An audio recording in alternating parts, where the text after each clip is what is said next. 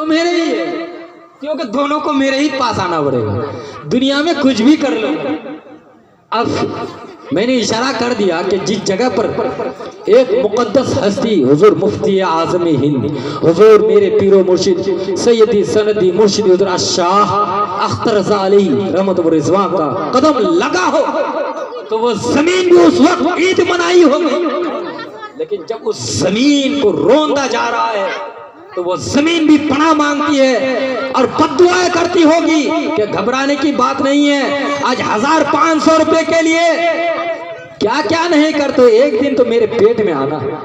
और जब कोई गुनहगार बंदा इस दुनिया से जाता है, जो जमीन कहती है ना तो तुझे मुबारक है ना तेरा ये घर है, इतना कहकर कब्र इस तरह से सिमट जाती है कि सरकारे दो आलम सल्लल्लाहु ताला अलैहि वसल्लम ने सहाबाए किराम को इस तरह से दिखाकर बता दिए कि इधर की पसली इधर हो जाती है।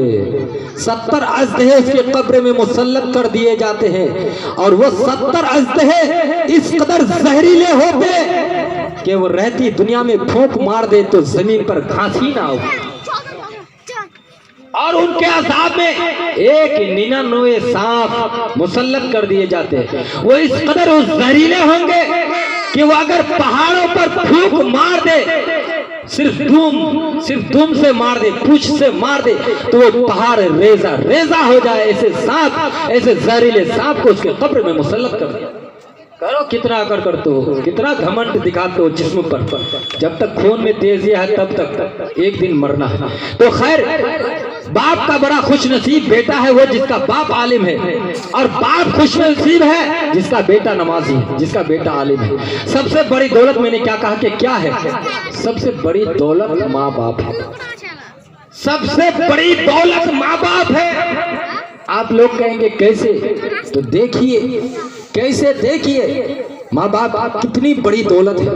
सरकारे दो आलम सल्लल्लाहु ताला अलैहि वसल्लम फरमाते आज मुआशरे में बहुत बिगाड़ है, सबको मालूम है। हजरात मोहतरम, आज कुछ लोग 1-2 रुपए खर्चा कर देते हैं मदरसा मस्जिद के नाम पर, कहते हैं हाँ मैंने दिन का काम करा। कुछ लोगों की आदत ये होती है कि 1-2 रुपए माँ बाप के नाम पर खर्चा कर दिया, हाँ मैंने बहुत खर्चा कर दिया, बहुत नेकी कर लिया। जो लोग बहुत ज्यादा दीनदार होने का दावा करते हैं, बहुत ज्यादा नेक बनने की बात करते हैं, कभी कभी उनकी जिंदगियों में शैतान के वर्गलाने की वजह से वो अपने माँ बाप की नाफरमानी करते हैं, वो अपने माँ बाप की नाफरमानी करते हैं। और आजकल के नौजवान माँ बाप की नाफरमानी को गुनाह समझते ही नहीं है। अरे माँ बाप को डांटना, माँ बाप को गालियां देना, बल्कि माँ बाप की बेइज्जती करना आज तो ये फैशन बनता जा रहा है। बल्कि आज के नौजवान यहाँ तक कहते हैं अरे इनको क्या समझ में आता है, इनका दौर तो अलग था, ये तो बुढ़े हो गए हैं, ये तो सटिया गया है, इनका दिमाग तो काम चलता नहीं, इनके दिमाग में जो आता है बकर बकर करता रहता है, अरे ये तो जाहिल अनपढ़ है। हम तो पढ़े लिखे लोग हैं। सुनो मेरे सुन्नी जन्नती मुसलमान भाइयों, अपने सीने पर हाथ रखकर सोचो, मेरे प्यारे आका सल्लल्लाहु ताला अलैहि वसल्लम का एक फरमान सुनो। आका दो आलम सल्लल्लाहु ताला अलैहि वसल्लम फरमाते हैं कि कल क़यामत के दिन एक बंदे को हाजिर किया जाएगा जिसके पास हर नेकी मौजूद होगी, जिसके पास हर नेकी मौजूद होगी। वो पहाड़ों जैसी नेकियां लेकर के आएगा। अल्लाह अकबर। उसकी नेकियों को देखकर मैं अहले महशर हैरान होंगे। यानी हदीस पाक का मफ़हूम है कि उसकी नेकियों को देखकर अहले महशर कहेंगे कि इसके पास कितनी ज्यादा नेकियां है, उसके पास बहुत ज्यादा नेकियां होगी। वो पहाड़ों जैसी नेकियां लेकर के आएगी। जब उसकी नेकियां मीजान पे रखी जाएगी तो मीजान नेकियों से भर जाएगा। अल्लाह अल्लाह कुर्बान जो मेरे दोस्तों बुजुर्गों। लेकिन जब उसकी नेकियां मीजान पे रखी जाएगी तो मीजान तो भारी हो जाएगा, लेकिन उसके नामाए आमाल में कोई गुनाह नहीं होगा। अल्लाह अल्लाह अकबर। जब उसकी नेकियां तोली जाएगी, जब उसकी नेकियां मीजान पर रखी जाएगी, जब उसकी नेकियां तोली जाएगी तो नेकियों से मीजान भर जाएगा। वो तसव्वुर करेगा कि अनकरीब मैं जन्नत में जाने वाला ही हूँ। अल्लाह अल्लाह, कुर्बान जाओ मेरे दोस्तों बुजुर्गों। जो ही वो तसव्वुर करेगा कि अनकरीब मैं जन्नत में जाने ही वाला हूँ, इतने में एक कागज का छोटा सा टुकड़ा उसके गुनाह के पल्ले में गिर जाएगा और गुनाह का पल्ला भारी हो जाएगा। अल्लाह फरिश्तों को हुक्म देगा, ओ फरिश्तों, इसको मुंह के बल घिसेड़ते हुए जहन्नम में ले जाओ और जहन्नम में ले जा करके फेंक दो। अल्लाह अकबर। अब सारे के सारे लोग परेशान होंगे, वो भी परेशान होंगे। आखिर मैंने तो जिंदगी भर नेकिया की, पारों जैसिया नेकिया की, सारे पूरे साल में बार बार मैंने उम्रे किए, रोजे रखे, ज़कात दिए, खैरात दिए, सदकात दिए। आखिर मेरी सारी जिंदगी की नेकियों ने आखिर इस छोटे से कागज के टुकड़े के अंदर कौन सा ऐसा गुनाह लिखा गया, कौन सी ऐसी भूल लिखी गई, कहां पर मैं चूक गया हूं कि मेरी सारी जिंदगी की नेकी को इस छोटे से कागज के टुकड़े ने हल्की कर दिया। उस वक्त वो बंदा अर्ज करेगा, अल्लाह अकबर। जब फरिश्ते उसको मुंह पे बल घिसेड़ते हुए जहन्नम में ले जाएगा, अर्ज करेगा, ऐ परवरदिगार, मैंने तो सारी जिंदगी भर नेकिया की, पहाड़ों जैसी नेकिया की, लेकिन सारी जिंदगियां नेकिया करने के बावजूद आज नेकियों ने मेरा सहारा न दिया। सारी जिंदगियां नेकिया करने के बावजूद नेकियों ने मेरा सहारा न दिया। सारी जिंदगियां नेकिया करने के बावजूद मैं कामयाब ना हो सका। ऐ परवरदिगार, आखिर मैं जन्नत में तो जा ही रहा हूँ, आखिर इस छोटे से कागज के टुकड़े के अंदर क्या लिखा हुआ है? कौन सा ऐसा गुनाह लिखा गया कि जिस एक गुनाह की वजह से मेरी सारी जिंदगी की नेकी हल्की हो गई? तो कुदरत की तरफ से जवाब आएगा, ओ बंदे सुन ले, सुन ले, उस छोटे से कागज के टुकड़े के अंदर सिर्फ इतना सा लिखा हुआ है कि एक मर्तबा तूने अपने माँ या अपने बाप से सिर्फ चिल्ला के बात की थी। एक मर्तबा चिल्ला के बात करने वाला गुनाह इस कागज के टुकड़े के अंदर लिखा हुआ है, जिसकी वजह से तेरी सारी जिंदगी की नेकियां बर्बाद हो गई। तेरी सारी जिंदगी की नेकियां बर्बाद हो गई। अब मेरे दोस्तों बुजुर्गों को पता चला, मालूम हुआ कि माँ बाप कितनी बड़ी दौलत। लोग क्या कहेंगे? यही कहेंगे, अरे बाहर से मौलाना आया नहीं, कौन जाएगा जब से। सोच गलत है, लोगों के दिलों के अंदर जो वहम है वो गलत है।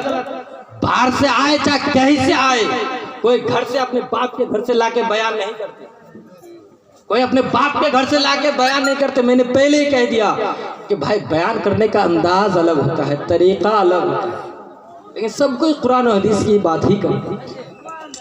अब आओ, आज कुछ लोगों की आदत होती है जो बेटियों से जलते हैं, बेटी के होने पर नाराजगी का इजहार करते हैं। अल्लाह अकबर। मेरे दोस्तों बुजुर्गों, सरकारी दो आलम सल्लल्लाहु ताला अलैहि वसल्लम ने अपनी प्यारी बेटी हज़रत फातिमा तो ज़हरा का जिगर का टुकड़ा कहा, और हम उसी नबी के उम्मती। अब अगर बेटियों पर जुल्म करोगे, बेटियों को नाराजगी में देखोगे, नाराजगी में रखोगे, बुरे नियत से देखोगे, बुरे बर्ताव करोगे, तो उसी नबी के कलमा पर तो जिस नबी ने अपनी बेटी को जिगर का टुकड़ा कहा, तो कब्र में जाकर फिर उस नबी को कौन सा मुंह दिखाओगे? कौन सा मुंह दिखाओगे? जिस नबी ने बेटी का मुकाम इतना बढ़ाया, अल्लाह अकबर, कि मेरी बेटी फातिमा जिगर का टुकड़ा है। और आज अगर उसी नबी पर, उसी बेटी पर जुल्म हो, तो मरने के बाद जब सरकार के दीदार से मुनव्वर मुशर्रफ होंगे, तो फिर कौन सा चेहरा दिखाएंगे? अरे बेटी का मुकाम तो ये है कि बेटी पैदा होती है तो अल्लाह की रहमत बनकर पैदा होती है, और बेटा पैदा है तो नसीब से पैदा होता है। आओ, अल्लाह के वली दीन कैसे फैलाए, उसी में एक बेटी का वाकया बताता हूँ। चाहे बेटी काफिर की हो, चाहे मुस्लिम की हो, बेटी होती है। सरकारी दो आलम सल्लल्लाहु ताला अलैहि वसल्लम के पास हातिम ताई की बेटी। कौन? हातिम ताई की बेटी। कौन थे वो? काफिर। तो नंगे सर आई थी। सरकार दो आलम सल्लल्लाहु ताला अलैहि वसल्लम ने अपने मुजम्मिल वाली चादर को उसके ऊपर फेंक दिया। सहाबा किराम ने अर्ज की, हुजूर इतनी बाबरकत वाली चादर एक काफिर की बेटी के सर पर सरकार दो आलम सल्लल्लाहु ताला अलैहि वसल्लम ने फरमाया, बेटी बेटी होती है, चाहे काफिर की हो चाहे मुस्लिम। सुभान अल्लाह, बेशक बेटी बेटी होती है, चाहे काफिर की हो चाहे मुस्लिम की हो। आओ देखो बेटी का मुकाम। गैर मुस्लिम के यहाँ एक रस्म है, एक रिवाज है कि भगवान को दूध पिलाने की आदत, भगवान को दूध पिलाया जाता है, भले किसी के हल्के में एक दूध का कतरा भी ना उतरने पाए, लेकिन उनके यहाँ एक रस्म है कि भगवान को दूध पिलाया जाता है।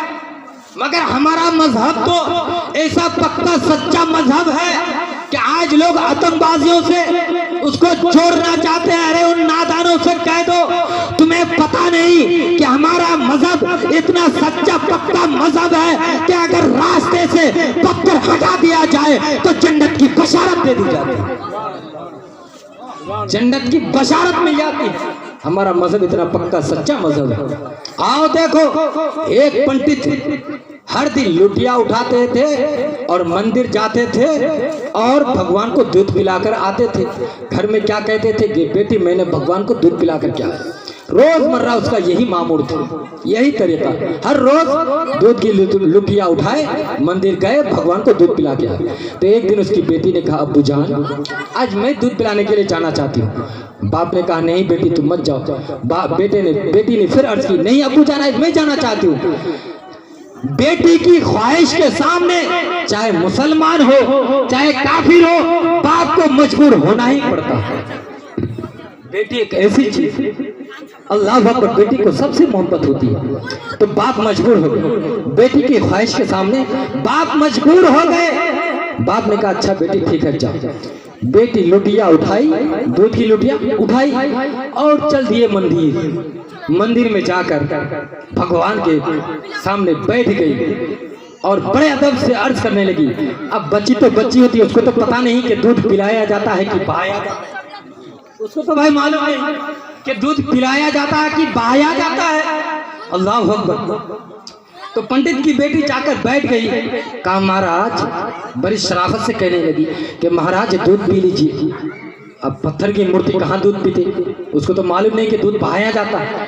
पत्थर की मूर्ति कहाँ दूध पीते हैं। एक मर्तबा तो शराफत से कही, फिर दूसरी मर्तबा कही, महाराज आप दूध क्यों नहीं पीते। तीसरी मर्तबा गुस्से में आई कि मेरे अब्बू तो हर दिन घर में जा जाकर मुझसे कहते थे कि मैं भगवान को दूध पिलाकर आया हूँ, शायद क्या महाराज आप मुझसे नाराज हो, आखिर दूध क्यों नहीं पीते। जब तीसरी मर्तबा भी दूध नहीं पी, भाई पत्थर की मूर्ति क्या दूध पी सकते। जब तीसरी मर्तबा भी दूध नहीं पिए भगवान ने, तो उस बच्ची ने दिल में यह हद कर ली कि जब तक मेरा भगवान दूध पिएगा नहीं तो मैं यहाँ से उठूंगी नहीं, यहाँ तक कि भगवान के चरणों पे अपनी जान दे। अब उस बच्ची ने भगवान के चरणों में सर को मारना शुरू किया, सर को मारना शुरू किया, सर फूट गया, खून बहने लगे, खून से लथपथ हो गए। इतने में सरकार अताए रसूल हुजूर ख्वाजा गरीब नवाज रज़ियल्लाहु ताला अन्हु का उसी रास्ते से गुजर हुआ। जो ही हुजूर ख्वाजा गरीब नवाज की नजर उस बच्चे पर पड़ी, उस बच्ची पर पड़ी, पिशानी पर हाथ दिए। बच्ची ने सर उठाया, देखा तो ये तो बाबा है। कहा, बाबा छोड़ो मेरा हाथ। कहा, नहीं बेटी आप अपने ऊपर इस तरह से क्यों जुल्म कर रही हो। कहा, बाबा छोड़िए ना, आप तो मुसलमानों का धर्म गुरु है, हमारी बात छोड़िए, मेरा और मेरे भगवान का मामला है। कहा, नहीं बेटी बताओ तो आखिर मामला क्या है, मुआजरा क्या है।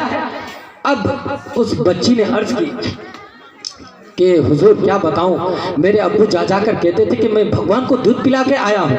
आज मैं दूध पिलाने के लिए आई तो भगवान क्या मुझसे नाराज है कि दूध पीते ही नहीं।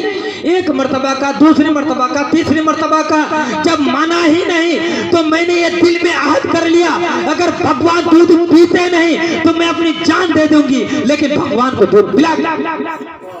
मैंने भी दिल में याद कर लिया, तो इसलिए मैंने भगवान के चरणों पे अपने सर को मारा, जिसकी वजह से सर फुट गया। हुजूर ख्वाजा गरीब नवाज अर्ज करते हैं, क्या इतनी सी ही बात है। चलो ठीक है, घबराने की बात नहीं है। हुजूर ख्वाजा गरीब नवाज भगवान को अर्ज करते हैं, दूध पी ले। भगवान ने दूध पिया नहीं। फिर अर्ज करते हैं, मोइनुद्दीन कह रहा दूध पी ले, फिर भी दूध नहीं पिया। 23वीं मर्तबा अताए रसूल हुजूर ख्वाजा गरीब नवाज भगवान के कान को पकड़ते और घुमा कर कहते हैं, दूध क्यों नहीं पीते? इतना कहना होता है, सामने गरीब नवाज होते हैं, जुबान गरीब नवाज की होती है, फैसान मदीने वाले आका का हो जाता है।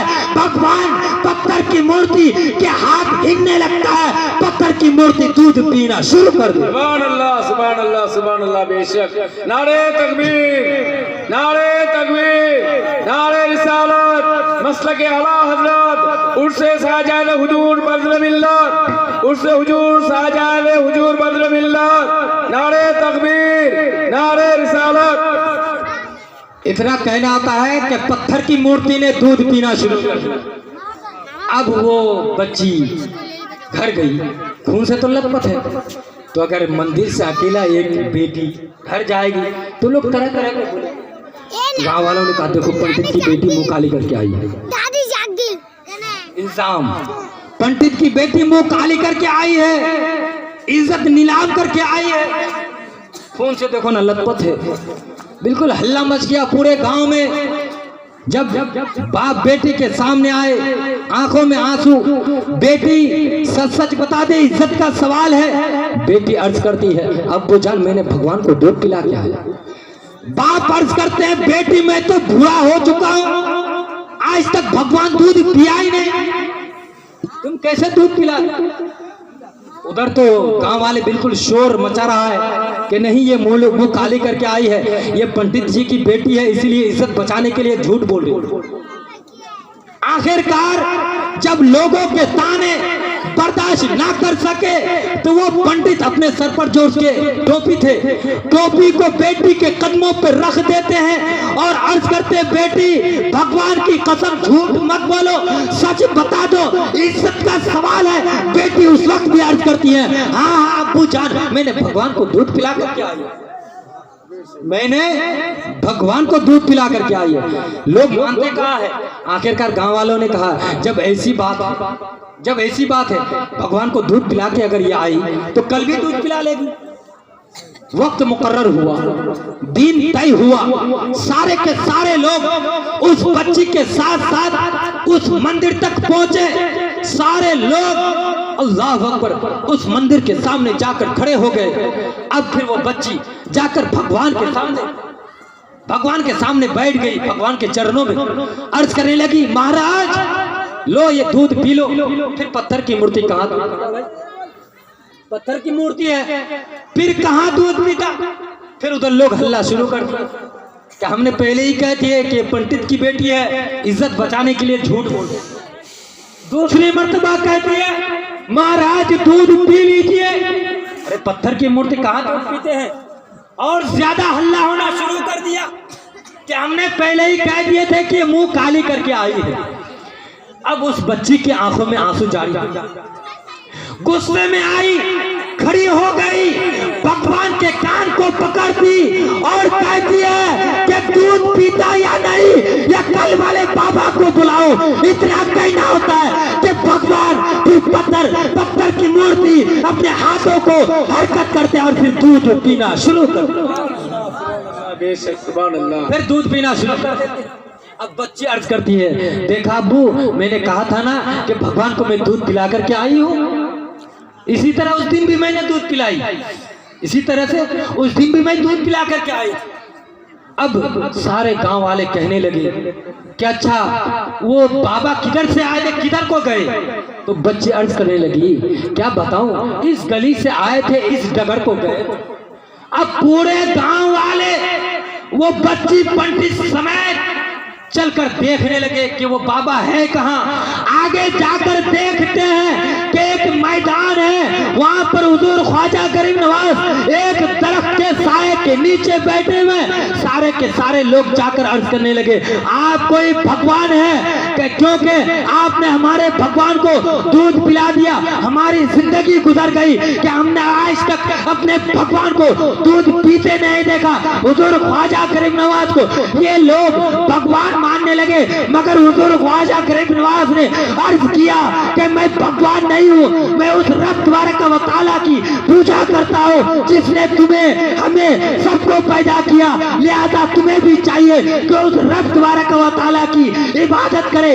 इतना कहकर हुजूर ख्वाजा गरीब नवाज जब जाने लगे, सारे के सारे लोग हुजूर ख्वाजा गरीब नवाज के हाथों को पकड़ लेते हैं और अर्ज करते हैं, बाबा आप हमें छोड़कर कहाँ जा रहे हैं? हाथ बढ़ाइए, हम सबों को कलमा पढ़ाकर मुसलमान बना। सुभान अल्लाह सुभान अल्लाह। बेशक हम सबों को कलमा पढ़ाकर मुसलमान बना दीजिए। ये है अल्लाह के वली, ऐसे ही दीन नहीं फैले मेरे दोस्तों बुजुर्गों। खैर, आज लोग समझते नहीं कि अल्लाह के वली का मुकाम क्या है। अरे पूरी दुनिया की ताकत एक तरफ रख दो, अल्लाह की वली की ताकत एक तरफ। आप लोगों के सामने से होकर गुजरा है। जब कोई आलिम कोई बात बोले तो मैंने पहले बयान किया, घर से नहीं बोलते, कुरान और हदीस की बात करते हैं। जब भी कोई आलिम सच बात बताएंगे तो वो कड़वी होगी। तो जब पीरे तरीक़त रहबर शरीयत हुजूर मुफ्ती बदर मिल्लत अली रहमत व रिज़वा इस सरजमीन पर कदम रखे, तो जब सच बात बताने लगे तो भाई किसी को अच्छा लगा, किसी को बुरा लगा। यहाँ इतने लोग बैठे हुए, मेरी बात हर किसी को अच्छी नहीं लगी, किसी को अच्छी लगेगी, हर किसी को अच्छी नहीं। बाप का 4 अगर बेटा, सुभान अल्लाह, अल्लाह ताला इस बच्चे की उम्र में बरकत दे।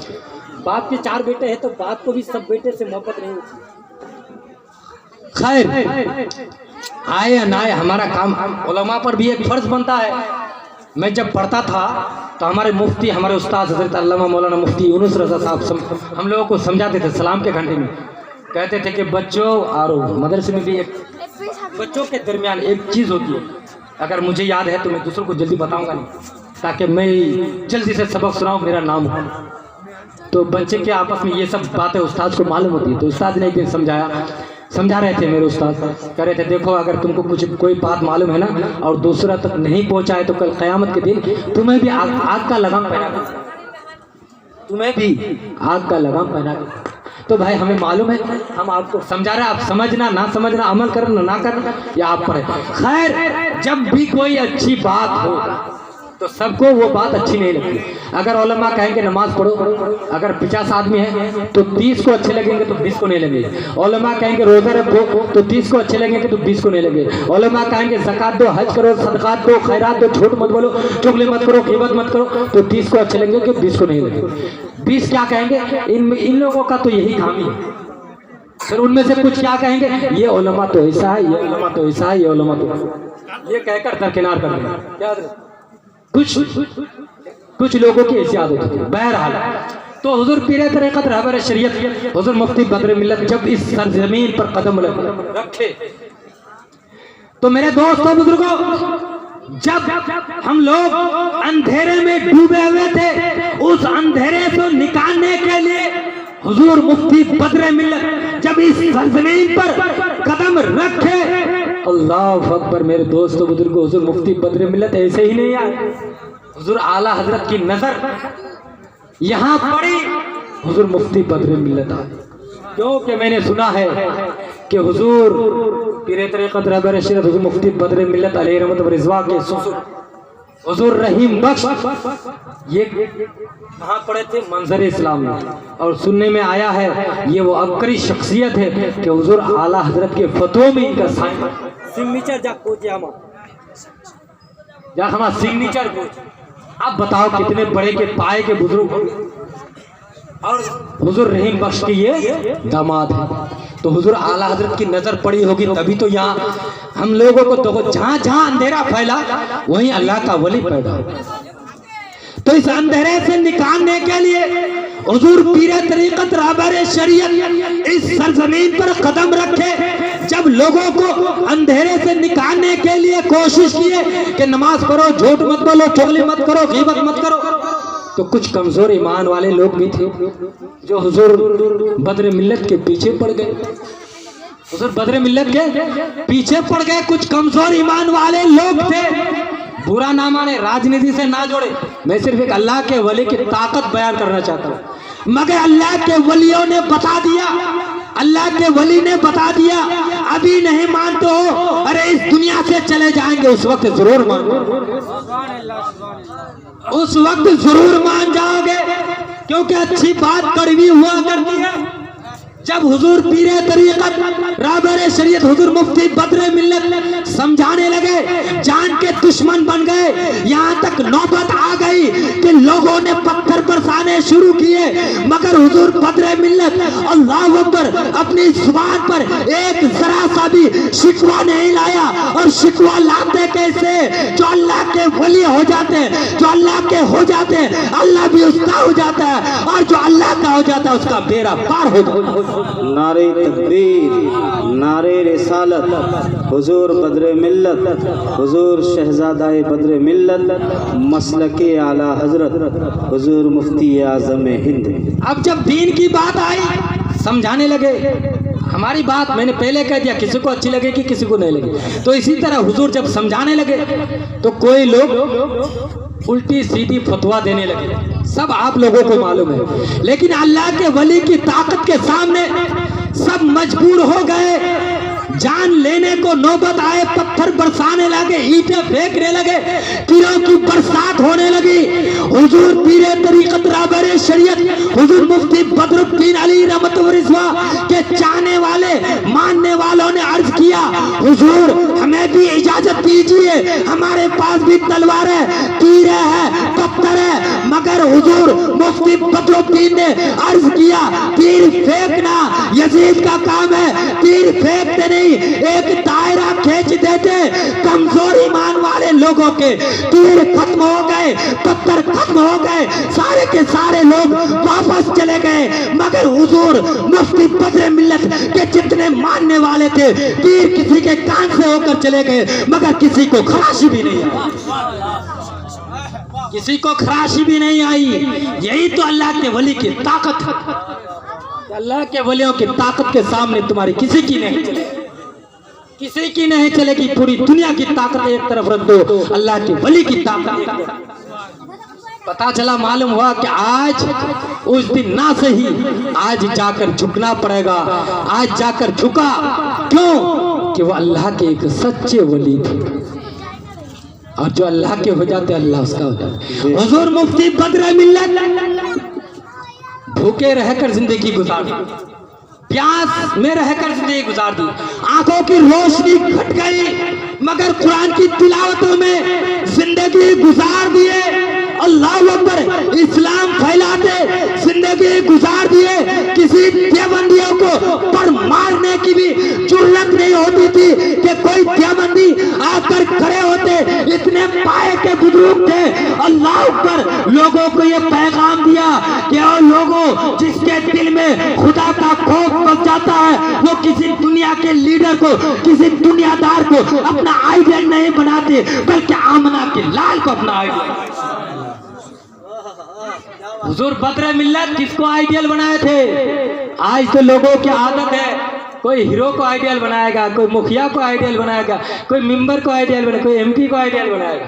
मगर हुजूर बद्र मिल्लत ने बता दिया कि मैं किसी दुनियादार को आइडियल नहीं बनाया, मदीने के आका को अपना आइडियल बनाया। अरे हुजूर मुफ्ती बद्र मिल्लत दिन फैलाते रहे, जुल्म होता रहा, दिन फैलाते रहे, जुल्म होता रहा, लोग मिटते गए, मगर हुजूर मुफ्ती बद्र मिल्लत का चर्चा आज भी है और रहेगा, और ता क़यामत तक चर्चा होता रहेगा। सिर्फ यही तक नहीं, हुजूर मुफ्ती बद्र मिल्लत ने ये पैगाम दे दिया कि ऐ लोगों, देख लो, दुनिया से मोहब्बत करोगे तो दुनिया की मोहब्बत जब तक तुम जियोगे दुनिया में ही रह जाएगी, मगर आखिरत से मोहब्बत करोगे तो सिर्फ दुनिया में नहीं, मरने के बाद भी काम आएगी। कब्र में जाओगे तो वहां भी काम आएगी, और मरने के बाद तुम्हारा नाम और भी ज्यादा उजाला होगा। हुजूर मुफ्ती बद्र मिल्लत दीन फैलाए, जिसकी वजह से रजा नगर डीमटी इलाके में आज एक से बढ़ के एक खतीब, एक से बढ़ के एक मुफ्ती पाए जाते हैं। हुजूर मुफ्ती बद्र मिल्लत ने किसी से झगड़ा किया? लोग झगड़ा करने के लिए कुछ बिगाड़ पाया? नहीं बिगाड़ पाए। क्यों? कि वो अल्लाह के वली थे। इसीलिए मैं कहता हूं मेरे दोस्तों बुजुर्गों, हुजूर मुफ्ती बद्र मिल्लत ने इल्म दिया, उजाला किया, अंधेरे से हम लोगों को निकाला, लोगों को बता दिया कि लोगों हक पर रहो, ईमान पर रहो, दुनिया की मोहब्बत को छोड़ दो। इसलिए कि अगर दुनिया की मोहब्बत में रहोगे तो दुनिया तुम्हें अय्याशी में लेकर के जाएगा, दुनिया की मोहब्बत में रहोगे तो झूठ बोलोगे, गीबत करोगे, जिना करोगे, ताशो फलाश खेलते रहोगे। अरे दुनिया की मोहब्बत ठुकार दो, दुनिया की मोहब्बत को छोड़ दो, आखिरत की मोहब्बत को दिल में बसा लो। फिर देखो, क्योंकि जब कोई बंदा आखिरत की मोहब्बत को दिल में बसा लेता है तो दुनिया की मोहब्बत उसके दिल से निकल जाती है, और जब दुनिया की मोहब्बत उसके दिल से निकल जाए, आखिरत की मोहब्बत दिल में बस जाए, तो ऐसा बंदा हुजूर पीरे तरीक़त रहबरे शरीयत मुफ्ती बद्र मिल्लत जब कब्र में गए तो ये सुरूर पड़े होंगे, उधर सरकार का दीदार करते होंगे और इधर पढ़ते होंगे कि लात में इश्क़े रुखे, शह का दाग लगे चले, अंधेरी रात सुनती चिराग लेके चले, तेरे गुलामों का नक्शे कदम है राय खुदा, वो क्या पाक सके जो ये सुराग लेके। ये है पीरे तरीक़त रहबरे शरीयत हुजूर मुफ्ती बद्र मिल्लत।